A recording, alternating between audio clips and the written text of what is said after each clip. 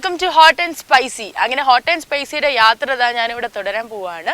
ഇന്ന് ഞാൻ പോകുന്ന സ്ഥലം തെന്മല. തെന്മല അധികം ആൾക്കാർ കേട്ടിട്ടുണ്ടാവില്ല. ഈ തെന്മല എന്ന് പറയുന്നത് ഒരു ടൂറിസ്റ്റ് സ്പോട്ടാണ്. എക്കോ ടൂറിസം എന്നാണ് ഈ ഒരു സ്ഥലത്തിന് കൂടുതലും ടൂറിസത്തിനെ പറ്റി അറിയപ്പെടുന്നത്. കാരണം പ്രകൃതി, അതായത് നേച്ചറുമായിട്ട് ഒരുപാട് നമുക്ക് അറ്റാച്ച്മെന്റ് തോന്നുന്ന ഒരു സ്ഥലമാണ് തെന്മല. ബാക്കി ടൂറിസ്റ്റ് സ്പോട്ട്സിൽ നിന്നും ഇതിൻ്റെ ഒരു ഡിഫറൻസ് എന്താണെന്ന് പറഞ്ഞാൽ കുറച്ചും കൂടി നേച്ചറിന് ഇമ്പോർട്ടൻസ് നൽകിയാണ് ഇവിടുത്തെ ടൂറിസം ഡെവലപ്പ് ചെയ്തിരിക്കുന്നത്. സോ എന്തായാലും തെന്മലയിലേക്കാണ് എൻ്റെ യാത്ര. ഓൾ സെറ്റ്, വണ്ടി റെഡി, പെട്ടി റെഡി, കുട്ടി റെഡി. Come on.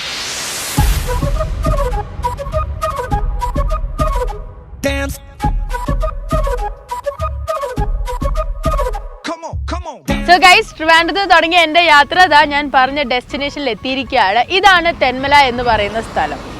ഞാൻ നേരത്തെ പറഞ്ഞ പോലെ ഇങ്ങനെ ഈ ടൂറിസ്റ്റ് സ്പോട്ട് ആണെങ്കിലും നമ്മൾ സ്ഥിരം കാണുന്ന പോലെ അങ്ങനെ ഭയങ്കര വലിയ ടൂറിസ്റ്റ് സ്പോട്ടൊന്നും അല്ല. നേച്ചർ, പ്രകൃതിയായിട്ട് എത്രത്തോളം നമുക്ക് ഒത്തുചേരാൻ പറ്റും അങ്ങനത്തെ ഒരു സ്ഥലമാണ് ഈ തെന്മല. ഇവിടെ പറ്റി കൂടുതൽ അറിയണമെങ്കിൽ നമ്മുടെ ഇവിടുത്തെ ആൾക്കാരുടെ അടുത്ത് ചോദിച്ചാൽ നമുക്ക് അറിയാൻ പറ്റും. ഞാൻ പണ്ട് വന്നൊരു ഓർമ്മ, അതിങ്ങനെ വന്നിട്ടേ ഇല്ല ഇങ്ങോട്ടേക്ക്. It's been like so long.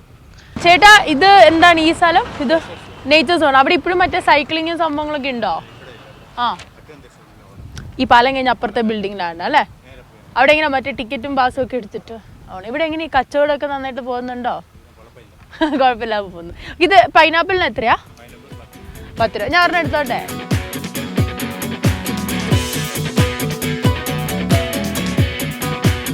ഇവിടുന്ന് നേരെ പോയാൽ എങ്ങോട്ടേക്കാ പോകുന്നേ?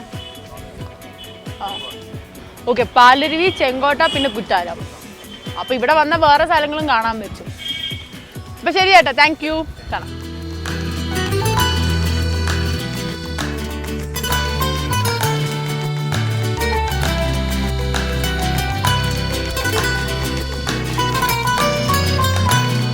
അങ്ങനെ തെന്മലയിൽ നിന്ന് ഞാൻ ഇപ്പോൾ നിൽക്കുന്നത്, അതായത് ഇപ്പോൾ ഇരിക്കുന്ന സ്ഥലം എന്ന് പറയുന്നത് കളംകുന്നെന്നാണ്. ഈ സ്ഥലത്തിൻ്റെ പ്രത്യേകത എന്ന് പറയുന്നത് ഇവിടെയാണ് നമ്മുടെ തെന്മല ഡാം ഉള്ളത്. ഈ തെന്മല ഡാമിൻ്റെ പ്രത്യേകത പറയുകയാണെങ്കിൽ കേരളത്തിലെ ശരിക്കും 2ാമത്തെ ഡാമാണ്, ഈ ബിഗ്ഗസ്റ്റ് ഡാമാണ് ഈ തെന്മല ഡാം. ഇവിടെയാണ് ഇപ്പോഴത്തെ ഇത് വെച്ച് അറിയപ്പെടുന്നത്. That is like the very nice fresh water ലഭിക്കുന്ന one of the reservoir is here. One of the എനിക്ക് പറയാൻ പറ്റത്തില്ല. ഇപ്പോൾ ലിസ്റ്റ് എടുത്ത് നോക്കുകയാണെങ്കിൽ ഏറ്റവും ഫ്രണ്ടിൽ തന്നെ ഉണ്ടാവുന്നത് ഈ തെന്മല ഡാമിലെ ഈ വെള്ളം തന്നെയാണ്. അത് നന്നായിട്ട് മനസ്സിലാവും. ബിക്കോസ് ഇവിടെ വന്ന് ഇരിക്കുമ്പോൾ തന്നെ if you take it in your hand ഭയങ്കര കോൾഡും ആണ്, ഭയങ്കര ഫ്രഷ് ആയിട്ടുള്ളൊരു ഫീലിംഗ് തന്നെയാണ്. അപ്പോൾ ഫ്രഷ് വാട്ടർ കാണപ്പെടുന്ന ഒരു സ്ഥലം തന്നെയാണ് ഈ തെന്മല ഡാം. ഇവിടുന്ന് ഞാൻ ഇനി ബോട്ട് എടുത്ത് ഒരു 10 കിലോമീറ്റർ അങ്ങോട്ടേക്ക് സഞ്ചരിക്കുകയാണെങ്കിൽ ഇടിമുഴുങ്ങാൻപാറ എന്ന് പറയുന്ന ഒരു ഫോറസ്റ്റിലായിരിക്കും ഞാൻ എത്തുന്നത്. അവിടെ ഒരു എന്താ പറയുക, ചെറിയ ബിൽഡിങ് കാണും, വേ യു ക്യാൻ സ്റ്റേ. പിന്നെ എൻ്റെ അടുത്ത് ഇവിടെ വന്നപ്പോൾ പറഞ്ഞു അവിടെ നല്ലൊരു വാട്ടർഫാൾസ് ഒക്കെ ഉണ്ട്. പിന്നെ ചില സമയത്തൊക്കെ ഇഫ് യു ലക്കി ഇനഫ് നമുക്ക് മൃഗങ്ങളെയൊക്കെ കാണാൻ പറ്റും. ആനയെ കാണാൻ പറ്റും, ചിലപ്പോൾ ടൈഗറിനെ കാണാൻ പറ്റും, പിന്നെ കുറേ ബേർഡ്സിനെ കാണാൻ പറ്റും. ഇപ്പം ഫോട്ടോഗ്രാഫിയൊക്കെ താല്പര്യമുള്ള ആൾക്കാർക്കാണെങ്കിൽ ഇതുപോലെ ഇങ്ങനത്തെ സ്ഥലത്തൊക്കെ വന്നിട്ട് ഇതുപോലെ ബോട്ടിൽ യാത്ര ചെയ്യുമ്പോൾ ഒരുപാട് ഫോട്ടോസൊക്കെ കിട്ടും. അങ്ങനെ ഒരുപാട് കാര്യങ്ങൾ എനിക്ക് അറിയാൻ പറ്റി. സോ ഞാൻ അതുകൊണ്ട് ആ ഒരു കാഴ്ചകൾ എക്സ്പീരിയൻസ് ചെയ്യാൻ വേണ്ടി ഞാനിപ്പോൾ ഇവിടുന്ന് ഒരു ബോട്ടിൽ ഓൾമോസ്റ്റ് 10 കിലോമീറ്റേഴ്സ് നമുക്ക് ട്രാവൽ ചെയ്യണം അങ്ങോട്ടേക്ക്. ഓരോ ഫോറസ്റ്റിനും ഓരോ പേര്, ഓരോ പ്രത്യേകതയുണ്ട്. അതായത് ഇപ്പോൾ ഇടിമുഴങ്ങാൻപാറ എന്നുള്ള ആ സ്ഥലത്തിന്, അതായത് ആ ഫോറസ്റ്റിന് പേര് കിട്ടിയത് എങ്ങനെയാണെന്ന് വെച്ചാൽ ഇടി വെട്ടുന്ന സമയത്ത് ഈ ഇടിയുടെ ആ ഒരു ശബ്ദം ഈ ഫുള്ള് പാറയുടെ ഇടയിൽ കൂടെ ഭയങ്കരമായിട്ട് മുഴുങ്ങി ഭയങ്കര ലൗഡറായിട്ടാണ് കേൾക്കാന്നാണ് പറയുന്നത്. അപ്പോൾ അങ്ങനെയാണ് ആ സ്ഥലത്തിന് അങ്ങനെ ഒരു പേര് വന്നിരിക്കുന്നത്. അപ്പം പണ്ടൊക്കെ ആൾക്കാർ ഇങ്ങനെ സ്ഥലം പെട്ടെന്ന് തിരിച്ചറിയാൻ വേണ്ടിയാണ് അങ്ങനത്തെ പേരുകളൊക്കെ ഇട്ടിരിക്കുന്നത്, ഇടിമുഴങ്ങാൻ പാറ. എന്തായാലും ആ പാറയുടെ അങ്ങോട്ടേക്കാണ് ഞാൻ ഇനി പോകുന്നത്. വേറെ ആക്സസ് ചെയ്യാനുള്ള വഴിയൊന്നും ഇല്ല. ഇവിടുന്ന് ഞാൻ കണ്ടില്ല, റോഡൊന്നും കാണുന്നില്ല. ആകെ ഈ ഒരു റിസർവോയറിൽ കൂടെ മാത്രമേ നമുക്ക് പോകാൻ പറ്റുള്ളൂ. അല്ലെ പിന്നെ ഫോറസ്റ്റിൽ കൂടെ ഒക്കെ കുറേ നടന്ന് വേണം പോകാൻ വേണ്ടി. ഈ ഇടയ്ക്ക് ഇവിടെ കണ്ടുവരുന്ന ഒരു സംഭവം എന്ന് പറയുന്നത് രാജവെമ്പാല പാമ്പ് ഈ റിസർവോയറിൽ നീന്തി പോകുന്നൊരു രംഗം കുറേ ദിവസമായിട്ട്, ലൈക്ക് എവറി ഡേ ഇൻഫാക്ട്, രാവിലെ പോകുന്നു വൈകുന്നേരം ആകുമ്പോൾ തിരിച്ചു വരുന്നു, അങ്ങനത്തെ ഒരു സീൻസ് ഇവിടുത്തെ സ്റ്റാഫുകളൊക്കെ കണ്ടു എന്നും പറഞ്ഞു. എനിക്കും കാണാൻ പറ്റിയിരുന്നെങ്കിൽ ബോധം കെടില്ലെന്നാണ് എൻ്റെ വിശ്വാസം. പക്ഷേ എങ്കിലും അതൊക്കെ കാണുമെന്ന് പറയുന്നത് പാമ്പ് നീന്തി പോകുന്ന ഞാൻ കണ്ടിട്ടില്ല. ആകെ കണ്ടിട്ടുള്ളത് ഈ മരത്തിൽ കയറുന്നതും പിന്നെ മനുഷ്യന്മാരെ കൊത്താൻ വേണ്ടി ഇങ്ങനെ നിൽക്കുന്ന രംഗങ്ങളൊക്കെ കണ്ടിട്ടുള്ളൂ. പക്ഷേ ഇത് പറയുന്നത് എന്താ വെച്ചാൽ ഇറ്റ്സ് പ്രിറ്റി ബിഗ്. അപ്പോൾ അതിങ്ങനെ നീന്തിപ്പോവും. അതേപോലെ തന്നെ കുറേ കഴിയുമ്പോൾ തിരിച്ച് വരുന്ന രംഗങ്ങളൊക്കെ ഇവിടെ കാണാറുണ്ടെന്നാണ് പറഞ്ഞത്. എനിവേസ് നമുക്ക് നോക്കാം എന്തൊക്കെ കാണാൻ പറ്റും എന്നുള്ള. അറ്റ്ലീസ്റ്റ് ഒരു പക്ഷിയിലും പറക്കുന്ന കാണാൻ പറ്റും എന്നുള്ള വിശ്വാസത്തിലാണ് ഞാൻ എൻ്റെ യാത്ര തുടങ്ങുന്നത്. ഓക്കെ.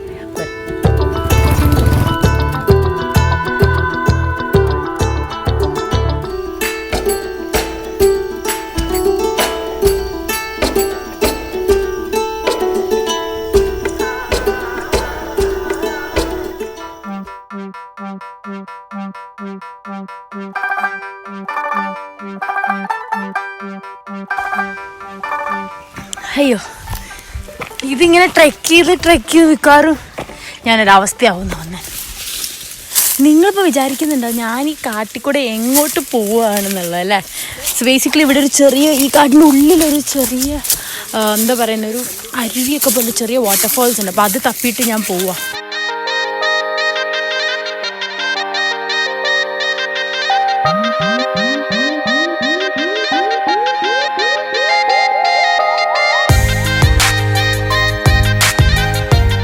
ഞാനങ്ങനെ ട്രെക്ക് ചെയ്ത് ഇപ്പോൾ എത്തിയിരിക്കുന്ന സ്ഥലം എന്ന് പറയുന്നത് ഇടിമുഴുങ്ങാൻ പാറ എന്ന് പറയുന്ന സ്ഥലത്താണ്.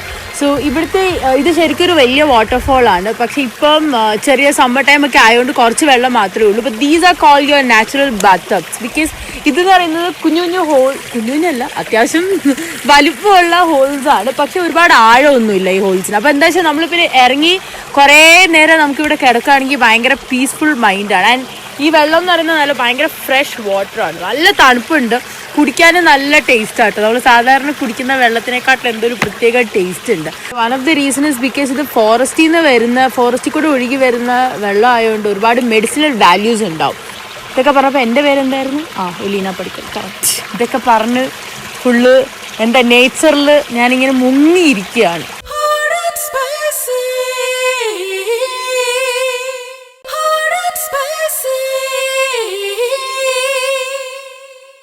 ഒരു 2 മിനിറ്റോടെ സമയം കിട്ടിയെങ്കിൽ ഇതിൻ്റെ ഉള്ളിൽ ഇങ്ങനെ, ഞാൻ ബോഡിയല്ല തല മാത്രം ഇങ്ങനെ കുനിച്ച് വെക്കാനുള്ള ഫീലിംഗ് ആണ്. കാരണം അത്രയ്ക്കും ഭയങ്കര ഒരു നൈസ് ഫീലിംഗ് ആണ്. ഇവിടെ വന്നു കഴിഞ്ഞാൽ ബാക്കി നമ്മൾ കാര്യങ്ങളൊക്കെ മറന്നു പോകും.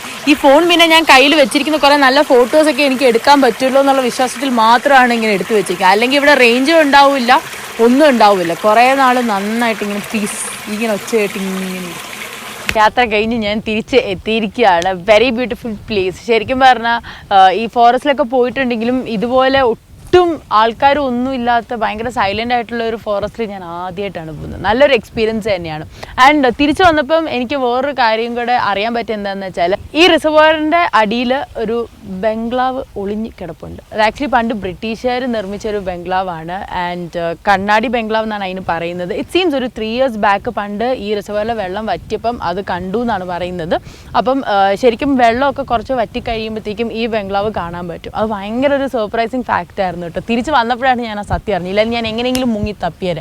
കാരണം ഒന്നും ഞാൻ എൻ്റെ ജീവിതത്തിൽ കണ്ടിട്ടില്ല. അതും നമുക്കിങ്ങനെ ബോട്ടിൽ യാത്ര ചെയ്യുമ്പോൾ ആലോചിച്ച് നോക്കി, ഇതിൻ്റെ അടിയിൽ ഒരു ചെറിയ വീടുണ്ടെന്ന് പറയുമ്പോൾ തന്നെ നമ്മളിങ്ങനെ എന്നുള്ളൂ. അപ്പോൾ ഒരു വലിയ ബംഗ്ലാവ് ഉണ്ടെന്ന് പറയുമ്പോൾ as it is like that. റൂഫില്ല, പക്ഷെ ബാക്കി അതിൻ്റെ മതിലും ഫൗണ്ടേഷനും ഒക്കെ ഉണ്ടെന്നാണ് പറയുന്നത്. അപ്പോൾ എനി ടൈം അതും കൂടെ ഒന്ന് കാണാൻ പറ്റുമെങ്കിൽ ഭയങ്കര ഒരു ലക്ക് തന്നെയായിരിക്കും. പിന്നെ വേറൊരു കാര്യം എന്ന് പറയുന്നത്, ഇത് റിസർവോയർ ആവുന്നതിൻ്റെ മുമ്പ് ഇവിടെ ശരിക്കും പറഞ്ഞാൽ ഷുഗർ കെയിൻ, അതായത് കരിമ്പിൻ്റെ കൃഷിയായിരുന്നു. അപ്പോൾ നമ്മൾ ബോട്ടിൽ പോകുമ്പോൾ നമുക്ക് കാണാൻ പറ്റും ഈ കൃഷിക്ക് ആവശ്യമായിട്ടുള്ള വെള്ളമൊക്കെ സ്റ്റോർ ചെയ്യുന്ന ടാങ്കൊക്കെ ഇപ്പോഴും ഉണ്ട്. ചിലതൊക്കെ കുറച്ച് പോയിട്ടുണ്ടെങ്കിലും ചിലതൊക്കെ ആസിറ്റീസ് ഇപ്പം തന്നെ നമുക്ക് കാണാൻ പറ്റും. പോകുന്ന വഴിക്ക് വലിയ കല്ലുകൊണ്ട് ഉണ്ടാക്കിയിരിക്കുന്ന വലിയ വലിയ ടാങ്ക്സ് ഉണ്ടാവും. അതായത് വെള്ളം നിറച്ച് വെക്കാൻ പറ്റുകയും കൃഷിക്ക് ആവശ്യമായിട്ടുള്ള വെള്ളം സ്റ്റോർ ചെയ്യുന്ന ടാങ്കൊക്കെ കാണാൻ പറ്റും. അങ്ങനെ ഒരുപാട് കാര്യങ്ങളും ഇതിൻ്റെ പിന്നിലുണ്ട്. അറിയാനും പറ്റി. That is one of the great thing. അത് നിങ്ങൾക്കും ഷെയർ ചെയ്യാൻ പറ്റിയത് എൻ്റെ ഏറ്റവും വലിയ സന്തോഷം. അപ്പോൾ എന്തായാലും ഹോട്ട് ആൻഡ് സ്പൈസിയിൽ ഇനിയും കാഴ്ചകളുണ്ട്. നമുക്ക് ബാക്കി കാഴ്ചകളിലേക്ക് തപ്പി തേടി നടന്ന് നിങ്ങളിലേക്ക് ഞാൻ എത്തിക്കുന്നതായിരിക്കും. ഓക്കെ,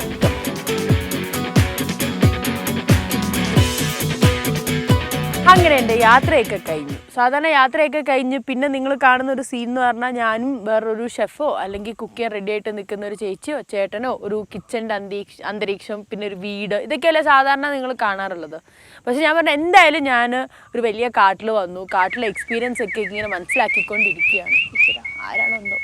അപ്പം അങ്ങനെ ഇരിക്കുന്ന അവസ്ഥയിൽ എന്തുകൊണ്ട് കാട്ടിൽ നിന്ന് തന്നെ നമുക്ക് കിട്ടുന്ന സാധനങ്ങൾ വെച്ച് ഫുഡ് ഉണ്ടാക്കിക്കൂടാ എന്നൊരു ഐഡിയ എനിക്ക് തോന്നി. അങ്ങനെ ഞാൻ വന്ന് കയറിയപ്പം ഈ കാട്ടിൽ തന്നെ ഇവിടെയൊക്കെ നോക്കുന്ന കുറേ വാച്ചർമാരെ പരിചയപ്പെടാൻ പറ്റി. അതിൽ ചാക്കോ ചേട്ടൻ ഭയങ്കര അടിപൊളിയായിട്ട് എൻ്റെ അടുത്ത് പറഞ്ഞു, എൻ്റെ കൂടെ വാ, നമുക്ക് നല്ല അടിപൊളിയായിട്ട് ഇവിടുന്ന് നാടൻ രീതിയിൽ, അതായത് കാട്ടിലെ ആൾക്കാർ എങ്ങനെയാണോ ഫുഡൊക്കെ ഉണ്ടാക്കുന്നത് അങ്ങനത്തെ രീതിയിൽ ഉണ്ടാക്കാം, ഗ്യാസോ സ്റ്റൗവോ ഒന്നും ഇല്ലാണ്ട് ഉണ്ടാക്കാമെന്ന് പറഞ്ഞു. അപ്പോൾ ഞാൻ പറഞ്ഞു ഓക്കെ ഡൺ. അപ്പോൾ അങ്ങനെ ഞാൻ ഇനി അടുത്തത് ഈ ചാക്കോ ചേട്ടൻ്റെ അടുത്തേക്കാണ് ഞാൻ പോകുന്നത്. എന്നിട്ട് ചാക്കോ ചേട്ടൻ എന്താ ഉണ്ടാക്കുന്നതെന്നുള്ളത് എനിക്കറിയത്തില്ല. ചിക്കൻ കൊണ്ടുള്ളൊരു ഐറ്റം ഉണ്ടാക്കി തരാമോ എന്ന് ഞാൻ ചോദിച്ചു. അപ്പം ചാക്കോ ചേട്ടൻ പറഞ്ഞു ഓക്കെ റെഡി, പക്ഷേ കുക്കറൊന്നും ഇല്ലാതെ ചിക്കൻ കൊണ്ടൊരു അടിപൊളി ഐറ്റം ഉണ്ടാക്കാമെന്ന് പറഞ്ഞു. അപ്പോൾ ഇനി നമ്മൾ ചാക്കോ ചേട്ടൻ്റെ അടുത്തേക്ക് കമോൺ. അയ്യോ കമ്പൗണ്ട് എന്ന് പറയാൻ വേണ്ടി ഇവിടെ നീന്തി പോണു. ആക്ച്വലി നിങ്ങൾ അടുത്ത സീൻ കാണുമ്പോൾ ഞാൻ ചാക്കോ ചേട്ടൻ്റെ അടുത്തുണ്ടാവും. ഓക്കെ ചാക്കോ ചേട്ടാ, നമ്മൾ എന്താ ഉണ്ടാക്കുന്നത്? നമ്മൾ ഇപ്പോൾ ചെയ്യാൻ പോകുന്നത് മുളംകൊറ്റി ചിക്കൻ ചൂടാൻ. ചുടുവാണ്, തവരിട്ടുണ്ടാക്കല്ല. ഈ മുളയിലിട്ടാണോ ഇത് ഉണ്ടാക്കുന്നത്? മുളക്കകത്ത് ഇതെല്ലാം കൂടെ ഐറ്റങ്ങളെല്ലാം ചേർത്ത് കുഴച്ച് മുളംകൊറ്റിക്കകത്ത് ഇടിച്ച് ചേർക്കുക. ഈ പീസസ് ഇതേപോലെ ഇതിനകത്ത് ഇടാൻ പറ്റുമോ? ഇടാം, പോവും. അപ്പൊ അതിന്റെ സൈസുള്ള വലിയ ഇത് വേണം നമുക്ക്. മുളംകൊറ്റി വേണം, ഇതിന്റെ സൈസ് ഇതുപോലെ അങ്ങ് ഇറങ്ങി പോകും. അതിന് വേറൊരു കാര്യം എന്ന് വെച്ചാല് നമ്മളൊക്കെ വീട്ടിൽ പുട്ടുണ്ടാക്കുന്ന ഇതുപോലത്തെ സാധനത്തിൽ ഉണ്ടാക്കും, പക്ഷെ അത് ഈ പച്ച അല്ലല്ലോ, അത് ഉണങ്ങും. അപ്പൊ പച്ച വേണം ഉണ്ടാക്കണമെങ്കിൽ, ഉണങ്ങിയത് പറ്റില്ല. ഉണങ്ങിയതാകുമ്പോൾ പെട്ടെന്ന് കരിഞ്ഞു പോകും ചിക്കൻ. പിന്നെ പച്ചയിലാകുമ്പോൾ ഇതിനകത്തിരുന്ന് ആവിയിലിരുന്ന് അങ്ങ് വേവുക. അങ്ങനെ ഉണ്ടാക്കുന്നത്. എന്നിട്ട് ഇത് നമ്മള് ചുട്ടെടുക്കും. ഈശ്വര, ശരി. അപ്പൊ ഇതിൽ എന്തൊക്കെ മസാല ചേർക്കുന്നത്? അപ്പൊ ഈ മസാല ഫസ്റ്റ് ഇടാൻ പോകുന്ന ഉപ്പ് ചേർക്കാൻ പോവുക. എന്തേരം വേണ്ടി വരും? ഇതിപ്പോ എത്ര കിലോ ചിക്കനാ എടുത്തേക്കുന്നത്? ഇതിപ്പോ 2 കിലോ ചിക്കനാ. 2 കിലോ ചിക്കനാ നമ്മള് എടുത്തേക്കുന്നത്. ഈ 2 കിലോ ചിക്കനിലേക്ക് ഉപ്പ് ആഡ് ചെയ്യും. 1 സ്പൂൺ ഉപ്പ് ഇടുക. അപ്പൊ പഞ്ചസാരയല്ലേ? പഞ്ചസാരയാ. ഉപ്പല്ലേ? എന്നിട്ട് മുളക് പൊടി ഇടാൻ പോകുന്നു. മുളക് പൊടി എല്ലാം ഓരോ സ്പൂൺ മതിയോ? ഇല്ല, മുളക് പൊടി എരി വേണമെന്നുള്ള അനുസരിച്ച് നമ്മൾ പൊടി ഇടാം. ഇത് മഞ്ഞപ്പൊടി. ഓക്കെ. ഇത് ചിക്കൻ്റെ പൊടി, ചിക്കൻ മസാലപ്പൊടി. ഇത് ആവശ്യത്തിന് ചേർക്കാം. ഈ ഐറ്റം മല്ലിപ്പൊടി, അത് 1 സ്പൂൺ മതി. മുളക് പൊടി, മഞ്ഞപ്പൊടി, മല്ലിപ്പൊടി, മസാലപ്പൊടി, പിന്നെ ഗരം മസാല. ഇത് അടുത്തത് ഇതെന്നതാ? ഇഞ്ചി, പച്ചമുളക്, വെളുത്തുള്ളി ഇത്രയും അരച്ചേക്കുന്നതാ. നമ്മള് മറ്റേ അമ്മിക്കല്ലിട്ട് അരച്ചെടുത്തേക്കുന്നതല്ലേ? അതെ, അമ്മിക്കല്ലിട്ട് അരച്ചതാ. ഇഞ്ചി, വെളുത്തുള്ളി, പച്ചമുളക്, അതായത് ജിഞ്ചർ ഗാർലിക് പേസ്റ്റ്, കരിവേപ്പിലയും കൂടി ഇട്ടിട്ടുള്ളൂ. 3 സ്പൂൺ വെളിച്ചെണ്ണ അതിനകത്ത് ഒഴിക്കുക. 3 സ്പൂൺ വെളിച്ചെണ്ണ. നമ്മള് വെള്ളം ഒഴിക്കാത്തതിന് പകരം. ഓ, അതിനാണ്. വെള്ളം ഒഴിച്ചാൽ കുഴഞ്ഞു പോകും. പിന്നെ ഇത് പുരട്ടാൻ പോവുക. കുറച്ചൊരു എണ്ണ വേണ്ടി വരുമോ? വേണ്ട. ഇതെന്തേലും ചെയ്തോ? നമ്മൾ അതിനകത്ത് കഴുകി എടുത്തത്. എന്നെ കഴുകിയെടുത്തു. വെള്ളം ഒഴിച്ച്, ചൂടുവെള്ളം ഒഴിച്ച് കഴുകി.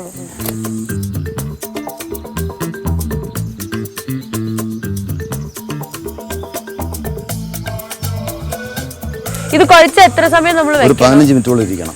15 മിനിറ്റോളം ഇരിക്കുമ്പോൾ ഈ എരിയും ഉപ്പും എല്ലാം അതിനകത്ത് പിടിക്കണം. അപ്പൊ നമ്മൾ ആദ്യം ചിക്കൻ എടുത്തു, അതിലേക്ക് നമ്മൾ മുളക് ചേർത്തു, മഞ്ഞപ്പൊടി ചേർത്തു, മല്ലിപ്പൊടി ചേർത്തു, മസാലപ്പൊടി ചേർത്തു, ഗരം മസാലയും ചേർത്തു, ഉപ്പ്. പിന്നെ നമ്മൾ ചേർത്തെന്ന് പറയുന്നത് ജിഞ്ചർ ഗാർലിക്, ഗ്രീൻ ചില്ലി, കറിവേപ്പില. ഈ 4 ഐറ്റം കൂടെ നന്നായിട്ട് അരച്ചത്, അതായത് ജിഞ്ചർ ഗാർലിക് പേസ്റ്റ് ഇടുന്നതിനെക്കാട്ടും എനിക്ക് തോന്നുന്നു ഇതുപോലെ ഈ അമ്മിക്കല്ലിൽ അരച്ചെടുക്കുന്നതായിരിക്കും കുറച്ചും കൂടെ ബെറ്റർ.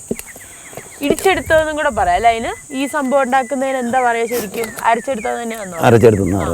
അരച്ചെടുത്തത് കൂടെ ആഡ് ചെയ്തേക്കുക. എന്നിട്ട് നമ്മൾ നന്നായിട്ട് ഈ ചിക്കനിലെല്ലാം കൂടെ പരട്ടിയിട്ട് 15 മിനിറ്റ് അങ്ങനെ വെക്കണം എന്നാ പറയുന്നത്.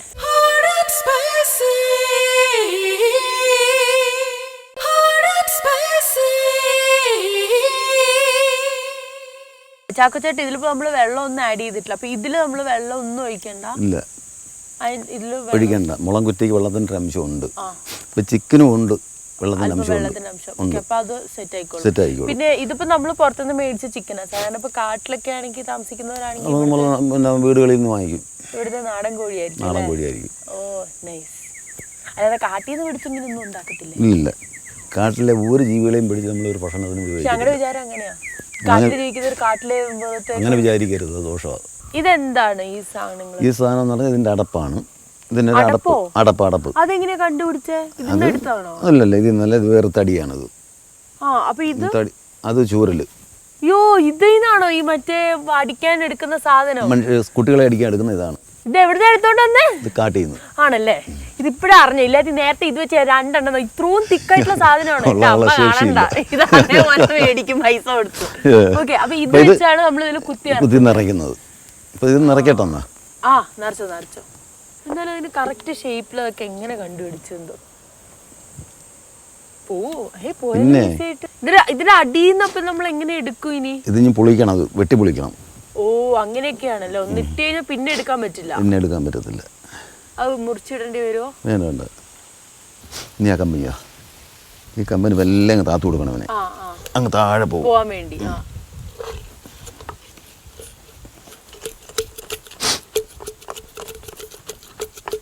ഇവിടെ താമസിക്കുന്നവർക്കൊക്കെ ഇങ്ങനെ ഉണ്ടാക്കി കൊടുക്കാം? ഇല്ല ഇവിടെ ഇതുപോലെ ടൂറിസ്റ്റോടായിട്ട് പാക്കേജിനൊക്കെ വരുന്നവർ അവർ ആവശ്യപ്പെടുവാന്നുണ്ടെങ്കിൽ നമ്മൾ പറയത്തില്ല ഇന്ന സാധനം ഉണ്ടാക്കി തരാൻ നമ്മൾ പറയത്തില്ല, അവരിങ്ങോട്ട് ആവശ്യപ്പെടണം. അങ്ങോട്ട് പറഞ്ഞാൽ നമുക്ക് പണി പോകുന്ന തോന്നേം കിട്ടും.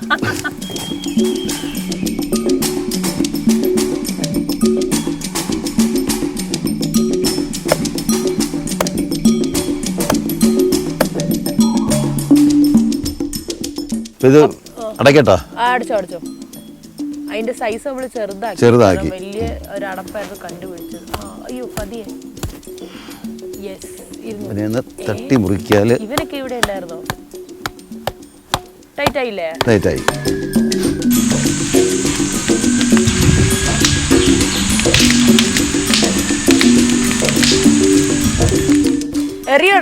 എറിയല്ല, പല്ലേ അങ്ങോട്ട് വെക്കുന്നോ? അയ്യോ എനിക്ക് സാമ്പിൾ വേണമെന്ന് വെച്ച് നോക്കിക്കോ, കുഴപ്പമില്ല. വേണ്ട ചേട്ടാ, ഇനിയും പ്രോഗ്രാം ഒക്കെ ചെയ്യാനുള്ള ഇഷ്ടംപോലെ ഉള്ളതാ. വെക്കട്ടെ? ആ ചേട്ടൻ ഉണ്ടല്ലോ മറ്റേ നെടുമുടി വേണു തേങ്ങ ഞാൻ പൊട്ടിക്കാൻ പോവാന്ന് പറയുന്നവരാ. ഇടട്ടെ എന്നാ.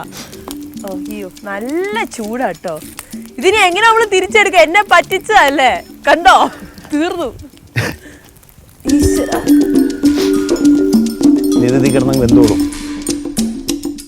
ഇനി ഇത് എത്ര സമയം ഇങ്ങനെ വെക്കണം ചേട്ടാ? ഒരു 1.5 മണിക്കൂർ ഇരുന്നാൽ നല്ല രീതി വെന്ത് കിട്ടും ഇത്. അപ്പൊ ഈ പുറങ്ങളൊക്കെ കരിഞ്ഞു വരും. അപ്പോഴാണ് നമ്മൾ അറിയുന്നത്. ഇതിന് കൂടെ എന്താ നമ്മൾ കഴിക്കുന്നത്? കൂടെ കപ്പയോ ചപ്പാത്തിയോ. പിന്നെ ഏറ്റവും ഇതിന് പറ്റിയ സാധനം എന്ന് പറഞ്ഞാൽ സ്മാളാണ്.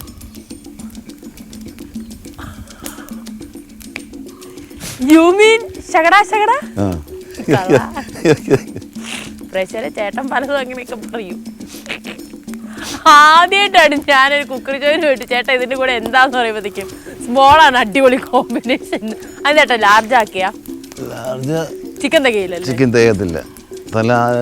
കഴിക്കാൻ ഇരിക്കുന്നവർക്കും തികയത്തില്ല. കറക്റ്റ്. ഇതിപ്പോ കുടുംബമായോണ്ട് നമുക്ക് അവർക്ക് വേണ്ടി കപ്പയാക്കിയാൽ ബുദ്ധിമുട്ടുണ്ടോ? ഇല്ല, ബുദ്ധിമുട്ടില്ല. ഇത് 1 മണിക്കൂറിന് ഇങ്ങനെ തന്നെ വെച്ചാൽ മതിയോ? പോരാ, നമ്മള് ഒരു 10 മിനിറ്റ് 5 മിനിറ്റ് കഴിഞ്ഞ് വന്ന് ഇതുപോലെ തിരിച്ചു വെച്ച് കൊടുക്കണം. അത്രേ ഉള്ളൂ. നമുക്ക് അതുവരെ കുറച്ചു നേരം കഥയൊക്കെ പറഞ്ഞിരിക്കാം.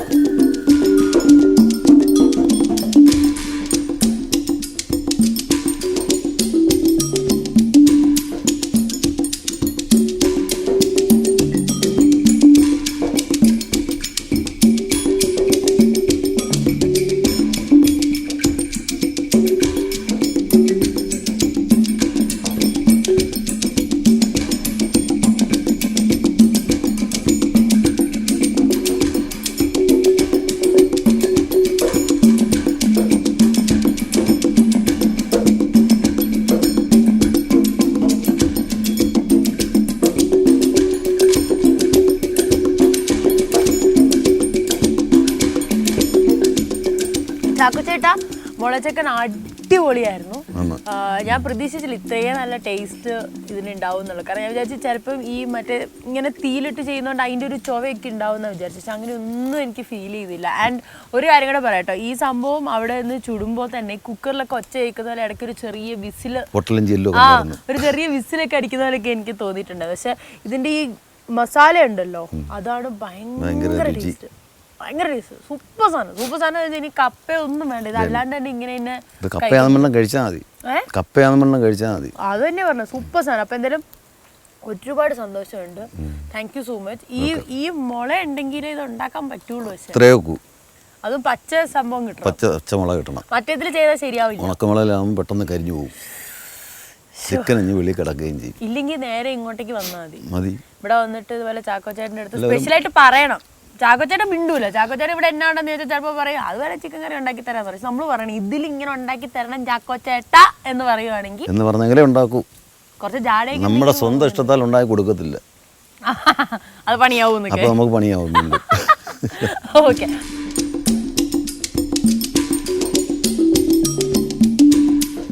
നിങ്ങൾക്ക് ഇതുപോലെ വനത്തിൽ വരും ചാക്കോച്ചേട്ടനെ പരിചയപ്പെടണമെങ്കിലും അല്ലെങ്കിൽ ഇതുപോലത്തെ ഡിഷുകളൊക്കെ കഴിക്കണമെങ്കിലും ഓൺലൈൻ കയറിയിട്ട് സെഞ്ചുറി വൈൽഡ് ലൈഫ് സാങ്ച്വറിയുടെ വെബ്സൈറ്റിൽ കയറി നോക്കി കഴിയുകയാണെങ്കിൽ ഒരുപാട് പാക്കേജസ് ഉണ്ട്. ആൻഡ് ഇതിൻ്റെ ഉള്ളിൽ തന്നെ ഒരുപാട് ഫോറസ്റ്റുകളുണ്ട്. അപ്പം നിങ്ങൾക്ക് ഏത് കാട്ടിലാണ് പോകേണ്ടത്, ഏത് കാട്ടിലാണ് സ്റ്റേ ചെയ്യേണ്ടത്, എന്തൊക്കെ പാക്കേജാണ് വേണ്ടതെന്നുള്ളത് നിങ്ങൾക്ക് തന്നെ സെലക്ട് ചെയ്യാം. ഓൺലൈൻ കയറിയാൽ മതി. സെഞ്ചുറി വൈൽഡ് ലൈഫ് സാങ്ച്വറി എന്നുള്ള പേജിൽ കാണാം ഇതെല്ലാം. ഓക്കെ, അപ്പൊ എന്തായാലും ഞാൻ പോട്ടെ. ശരി, ഓക്കെ. ഓക്കെ മാത്രമേ ഉള്ളൂ. ഓ അതാണ് പോണോന്നൊക്കെ പാചേട്ടാ, നമുക്ക് അടിച്ചു കഴിക്കണ്ടേ? അപ്പൊ എന്തായാലും ഞങ്ങൾ ഇവിടെ അടിച്ചു ഇത് കഴിക്കണ്ടേ? ഇത് കഴിക്കണം. അപ്പൊ താഴെ കപ്പയുണ്ട്. താഴെ കപ്പയുണ്ട്. കപ്പ എനിക്ക് വേണ്ടി റെഡി ആയിട്ടിരിക്കും. അപ്പൊ താഴെ പോയി കപ്പയും കൂടെ കഴിച്ചു കഴിഞ്ഞിട്ട് എന്റെ യാത്ര വീണ്ടും തുടരും. അതുവരെ നിങ്ങളും ഹോട്ടൽ ചോയ്സ് ഒക്കെ കണ്ടുകൊണ്ടിരിക്കുക. എല്ലാവരും ചാക്കോ ചേട്ടന് വേണ്ടി പ്രാർത്ഥിക്കുക. ചാക്കോ ചേട്ടന്റെ കുടുംബത്തിന് വേണ്ടി എല്ലാ ഐശ്വര്യമൊക്കെ ഞങ്ങൾ നേരുന്നു.